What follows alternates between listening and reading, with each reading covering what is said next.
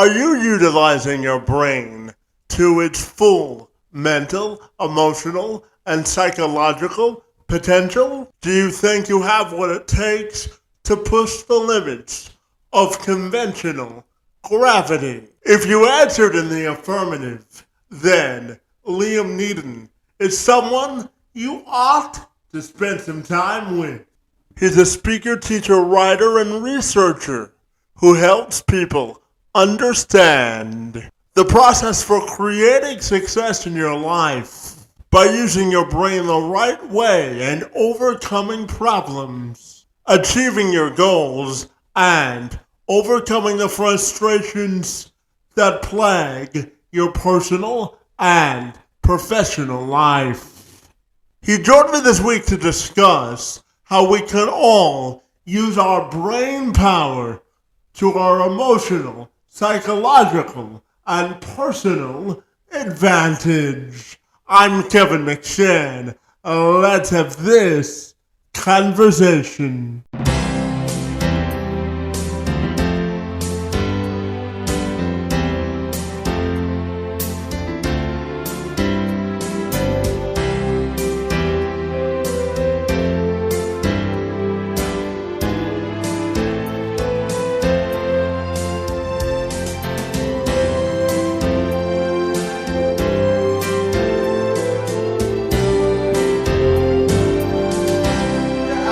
So Liam, if you're ready, I'll take a moment to welcome you to the program, and I'm super excited to learn all about your personal and professional journey. Great to see you this today, and thanks so very much for being here. Thank you, Kevin. It's a pleasure to be here. Yeah, and Liam, I want to dive directly into your story, and you tell me you went from rags to riches twice before discovering the true secrets of how to create the ideal life. So I'm wondering if you can tell me about it. Okay, sure. Yeah, well, I'm rags to riches twice. I'm probably a bit of a slow learner. But anyway, just to give you a bit of a rundown on how all this happened, really from a young age, probably like many of your listeners, I was always somebody who wanted to be successful in life, even as a child without realizing it. I always, wanted to figure out how to be happy, how to have more, and how to have a great life. And I started out in my journey with religion. So I was brought up a Catholic, and I got very involved in the church when I was young, a teenager and slightly older. And what I figured out from that, what I was being told, that is if you want to have a really successful life, you should pray to God and obey what God says to do. So I really did that, and I prayed a lot. I went to church every day often, and certainly every week, and I prayed to God, and I asked for things. But what I noticed was, firstly, a lot of the things that I asked for I didn't actually get, and secondly, when I looked around at the priests, the teachers, my parents, the people I knew who were also in the church, they didn't seem to be any happier or more successful than anyone else. They still had problems and issues to deal with. So eventually I thought, maybe this isn't the answer. This isn't really working for me. And this isn't to denigrate religion at all, because what I learned later was actually religion has a lot of the secrets. But anyway, I tried that. So then I moved on and was told, well, if you get an education, that's how you become successful in life. So I went to university for quite a few years and got a few degrees in music, actually. And but I noticed my professors and the people in the university, they weren't a lot happier either. So I thought, maybe this isn't the answer. So then I figured out, or somebody told me, you should get your own business. When you have your own business, and that's how you're successful and happy. So I set up my own business, in fact, the first of many businesses. And what I noticed was, and I learned all about business as well. I went to courses and studied business, did a university degree in business. But what I learned was that just gave me more problems and stress. And sure, I was more successful on the outside. I had more money and in a nice lifestyle in some ways, but I had a lot of problems and stress. And I thought, I'm not any happier. And when I looked at other people in business as well, they didn't seem to be a lot happier either. And I thought, maybe there's something different here. So then I studied personal development, and I went to all sorts of seminars and workshops, and read all sorts of books from all of, many well-known people about how to be successful and set goals and plan your life and reprogram your subconscious mind and do affirmations and all these other techniques. And although I found those helpful to a degree, again, I found that the people at the seminars weren't any more successful and happy than I was, and they all had lots of problems. And even the people teaching the seminars still had problems in their life. So I thought, this isn't giving me what I really want here. So what's next? Where else can I look? So then I studied spirituality, and I studied meditation and all sorts of spiritual practices. And I became a vegan for 7 years and changed my lifestyle completely. Did crystal therapy, all sorts of different techniques. But again, the same issue cropped up. I wasn't any closer to finding the answer to how to get away from problems and how to feel really happy and successful and in control of your life. So I'd done all of these things. I'd studied all, and many more, and I'd go to a seminar wherever I thought I might learn more. But then something really interesting happened to me. And it was the second time. The first time I lost everything wasn't so bad, but the second time I really did lose everything. And I ended up in my mid-40s being homeless. I had no money at all. I had to move in and sleep on the couch in my elderly mother's flat because I had nowhere to go. I had no friends. I lost all my businesses, I lost my marriage at the time. Everything all I had was a few clothes, and I was in my mid-40s. And I stood back and I thought, why has this happened to me? Because I know everything about what there is to know about how to be successful in your life. And yet, out of the blue, really, I've just become totally unsuccessful. And thank you for sharing the first part of your story. So, knowing that, Liam, I'm also curious to ask you about your 3 keys do you think about living a successful life? What do you think the fundamental keys are to living a successful life? Okay, well, that's an interesting question. I think, and there are many things you could do, but really what it boils down to, what I've figured out after losing everything and then making it all back again properly, and in a way where I didn't have stress and problems this time around, was that the most important thing I think you can do is learn about yourself and about who you really are, because most of the time most of us don't know who we actually are. We think we're this limited being that exists to have problems and struggle our way through life and try and figure out how to solve problems and how to make sense of our life. And that's not who we are at all. And when I studied what had made me change, what I realized was the difference was I started to understand who I really am. And most importantly, that we all have the most powerful tool in the universe to give you anything you want, and that is your physical brain. And that's connected to an intelligence that can answer any question, solve any problem, and give you absolutely everything you want. But until you know that, until you start to study and understand who you really are, then you're just going to be floundering. You're just going to be doing what everybody, you're going to be reacting to problems that show up in your life rather than understanding how your life actually works. So that's the first thing, I think, is to really go on, and it's a lifetime thing to study and find out who you are, but you can learn a lot. The second thing you need to do is you need to start listening to what you're telling yourself. Because most of the time, what we're telling ourselves is things that are negative. And the biggest problem with thinking things that are negative, and this isn't just about positive or negative thinking, but when you think a negative thought, or when you feel stress, fear, worry, anxiety, any negative emotion, that has a direct physical effect on your body.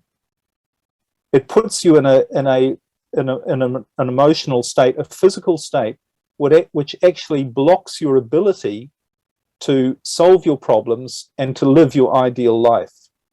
And it's called our sympathetic nervous system that gets activated physically when we feel fear.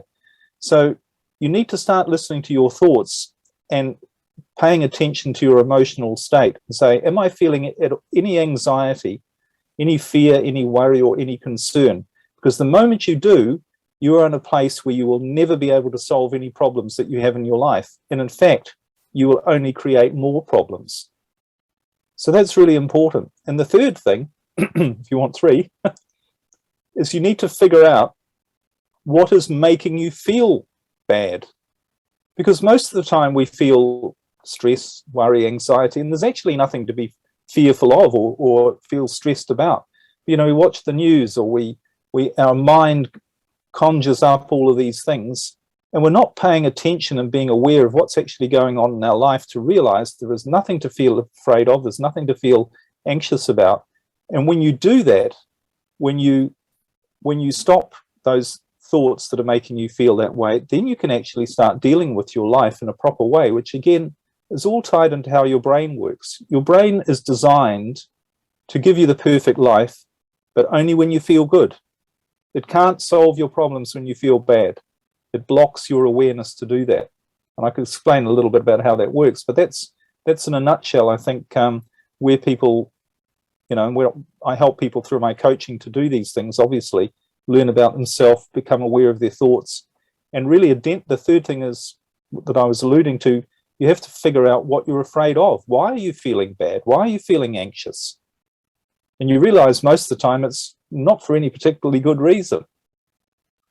Yeah, absolutely. And let's dive into that. What are some of the ways that we can train our brain to eliminate those blockages that you were speaking of before? Okay. Well, all of the blockages, of course, are fears.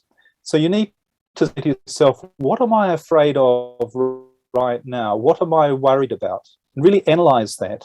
And it might be a fear of not having enough money, or not being loved, excuse me, or not knowing what to do with your life. And then you go through a process of really looking and digging deeper and saying, well, okay, so I don't know what to do with my life. So what? Maybe it'll show up. The right thing will show up.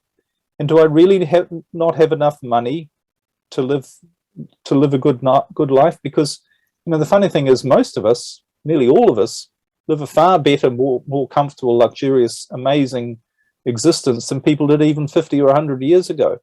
So we don't really have a lot to complain about. What we're really doing is making complaining a habit, a mental habit. So when you start analyzing all of these things, all of these anxieties or worries come down to basic fears. So you have to say, what am I really afraid of? Am I afraid of death? Am I afraid of not being loved? Am I afraid of losing my freedom?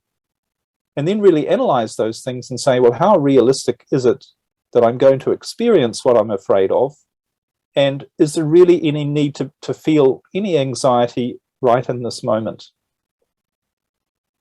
And once we eliminate those blockages, Liam, I'm curious, how do you use your brain to compound or multiply the successes that you experience in life? Well, the thing is about your brain is it is the most powerful computer that exists. And it is and you know, this comes back to what I was saying about studying who you are. When you start to study your brain, you realize it's far more powerful than we could possibly imagine. You know, there was an experiment done a few years ago, and they took one of the world's most powerful supercomputers, and it took 40 minutes to do one process that we do in our brain in 1 second. It took 40 minutes to what we do in our brain in 1 second.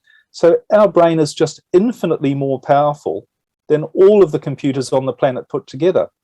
And don't you think that with all that power that it would know the answer to all our problems, and it would know how to keep you away from problems? And not only that, it would know what the perfect life for you actually is and how to get you to experience that perfect life. And in fact, that is the purpose of the brain on a biological level, is to make you be the best that you can be on a physical, spiritual, mental, emotional level.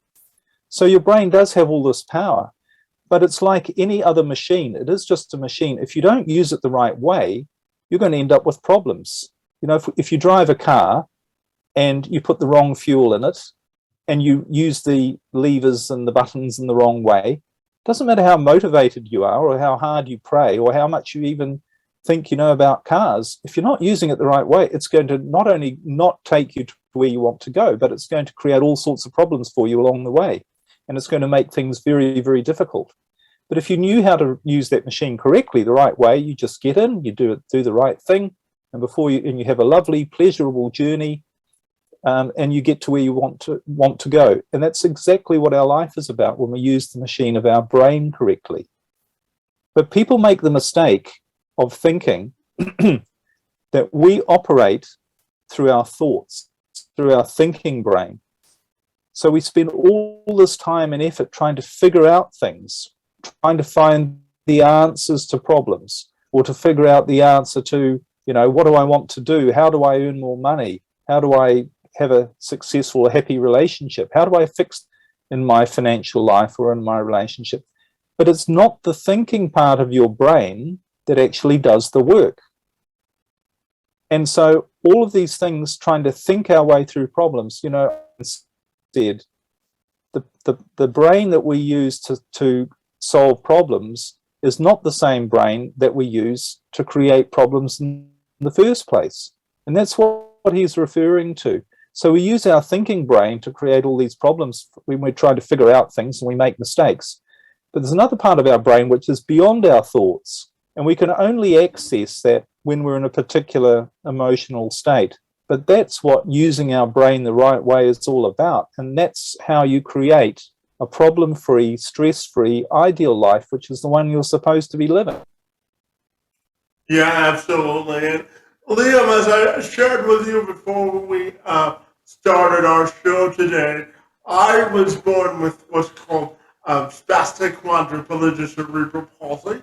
It simply means that I don't have enough oxygen in my legs to walk normally. And I also, in addition to hosting this podcast, I help people sort of break down their attitudinal barriers when it comes to employment or other societal issues for folks with disabilities. So I'm curious to get your perspective on diversity, equity, and inclusion, and how we better integrate individuals with disabilities into a societal life. I'm curious to get your opinion in that matter.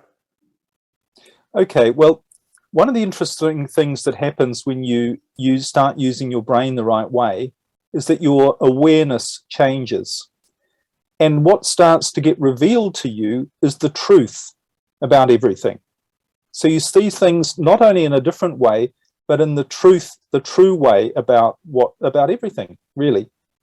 And one of the things you start to become very aware of is you become much more aware of your physical environment and the world around you. In the future, worried about something in the past, or trying to figure stuff out. But what I was really saying is, when you use your brain the right way, you become much more aware of the truth of what this universe and this reality is all about. And one of the truths that you really start to see is that this experience, this physical experience that we have, is infinite in every way. There is an infinite number of expressions of what is really one central intelligence that's driving everything.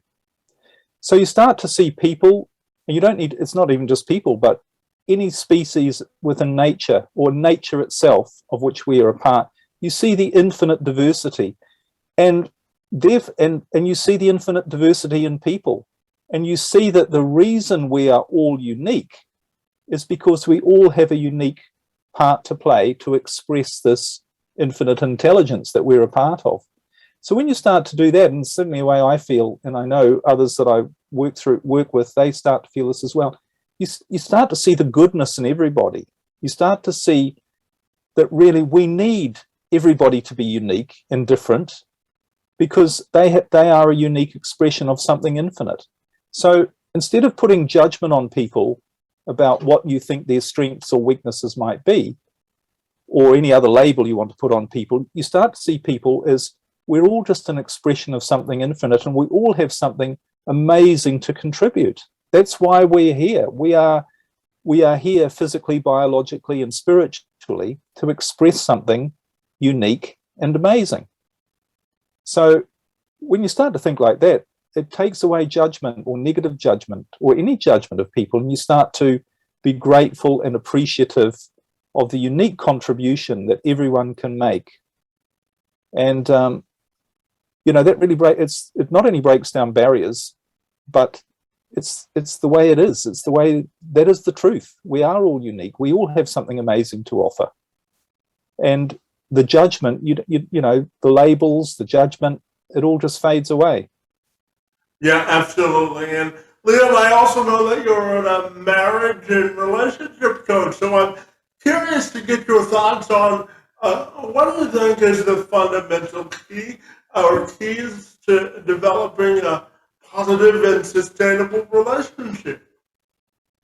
Right. Well, yes, it is one of the things I do, marriage and relationship coaching. And in fact, I do a lot of work helping people who want to avoid getting divorced. So I have some programs about stopping a divorce or saving your marriage, if you like. And they're really for people who have been told by their husband or their wife that, you know, they want a divorce and they don't want it to happen. So it's for people who've got real problems in their relationship. But I think the main, so I really teach people how to heal their relationship. And even if they have a quote unquote okay marriage, how to make it extraordinary, really great. And the key to doing that is to use your brain the right way. And that comes down to the number one thing in a relationship that is guaranteed to harm it, which is fear. So if you really want to make a relationship amazing and wonderful, you have to eliminate any fears that you feel about that relationship. So if you're worried that, oh, I need to be married to this person because if I'm not, then I'll never be able to find someone else, or I'll never find love again, or I'll be a failure if this relationship doesn't work out, or all of those, you can see that these are fears that people have when they're in a relationship. But the problem is all of those, when you have those fears, all they do is harm a relationship.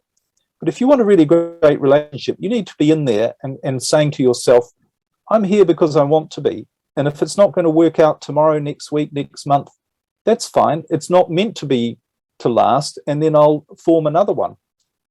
Now, that doesn't mean you just hop from relationship to relationship at all.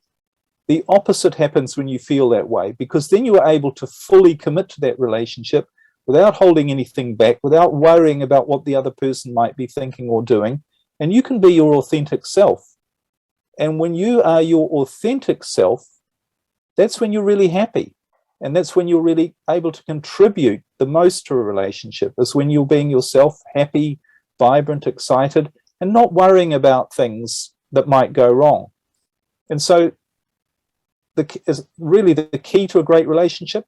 Get rid of any of those underlying fears that you might not know are there, but they are if you're worried at all about possible outcomes for that relationship. It's like to get anything in life that's good, you have to actually let go of wanting it too much.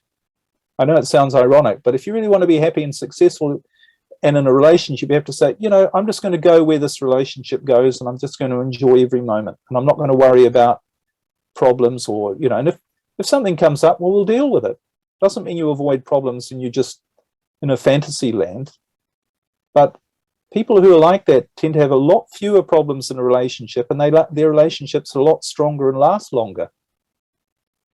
Yeah, having proper perspective goes a long way. And Liam, I'm curious to ask you about the podcast that you host, and I know that you're the author of several books. So tell me, what's the underlying message that you hope to deliver when you write a book? I'm curious. Really to uncover the truth. You know, I think there are a lot of books written, and this isn't to you know, criticize anybody, but often we come up, you know, books are written with sort of techniques on, you know, if you've got a certain situation, this is a way of solving this problem. But really what you need to do is, rather than try and figure out the things to do, you need to figure out the underlying cause of the problem. And the symptom is the problem, but the cause is what's going on in your head that's creating your behaviors to create that problem. So in my books and in my podcasts, really my underlying theme is what we've been saying is the underlying problem you have is fear. So helping people to get rid of fear and using ways to help to understand their fear and eliminate them really is the core of my message in my podcasts and my books and in my coaching programs. And I'm wondering if you have sort of a life motto that you attempt to live your life by. And when you look at your own legacy, both personally and professionally, how do you think you want that to be defined? Okay, well, if I have a motto, it's probably, to answer your first question, it's probably along the lines of actually, as I say, I was brought up religious, but I'm no longer religious particularly. But my motto is probably along the lines of something that comes from the Bible, which is, be not afraid and give no thought for tomorrow will look after itself. Do not be anxious. You'll be looked after. You will be protected. And I'm sure you recognize that from the Bible. And that's not just a fancy idea. Because when you're like that, you activate your brain in a different way, and your life does really flow the way it's supposed to. And in answer to your second question, I guess I haven't really thought about a legacy, because in many ways, I feel part of the problem with what we do in life is we label things. And when we label things, we limit things, particularly when it comes to ourselves. So even though I'm a relationship coach and I'm a life coach and I'm a writer and all these things, they're really not who I am. And so if I was to say to myself, what is my legacy? What do I want to leave for the rest of the world? Then I would be limiting myself. Maybe that's not what I'm supposed to leave at all. So what I really want to leave behind is whatever I'm supposed to leave behind. It's not something I spend time figuring out, because then whatever is right will be there.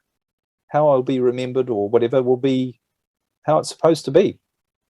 Yeah, following an organic path is certainly a wise way of looking at it. And Liam, my final question for you is, if people want to get connected with you, buddy, what's the best way they can do that? Okay, well, my website is simply my name, Liam Naden, LIAMNADEN.com. And on my website, I've got all my podcasts, links to my books, my coaching programs, articles, and where they can get a lot more, really on trying to learn how all this stuff works. As I said right at the beginning, it's really important to learn who you are. And so I have a lot of material there helping people to understand who we all really are.